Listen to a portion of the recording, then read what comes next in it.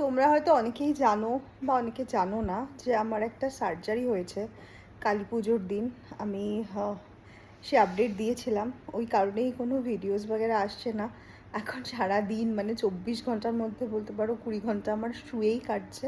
মানে আমার ইচ্ছে না থাকলেও আমাকে শুয়েই থাকতে হচ্ছে, কোনো অপশান নেই। একটু মাঝে মাঝে উঠে হাঁটছি, ধরো 5 মিনিট 6 মিনিট, তারপরেই মাথাটা ঘুরে যাচ্ছে। ভীষণ উইক তো, সেই কারণে। এইখানে এই চ্যানেল করা হয়েছিল, দাগগুলো এখনও হয়তো বুঝতে পারবে, এটা আমি আজকেই খুললাম। আর যে স্টিচগুলো হয়েছে পেটে, ওগুলো এখনো অবধি খোলেনি। সানডে হচ্ছে আমার ডক্টর দেখানোর আছে, তো সানডে যাব ডক্টর দেখাতে। একটু সুস্থ হয়ে ভালো ভালো ভিডিওস দেব। এখন পুরোপুরি হচ্ছে আমি রেস্টেই রয়েছি। আর মেডিকেল এমার্জেন্সি যে কাকে বলে সেটা আমরা সত্যিই বুঝতে পেরেছি। মানে 3 থেকে 4 দিনের মধ্যে জাস্ট আমাদের বাড়ির সবার পৃথিবী ঘুরে গেছে।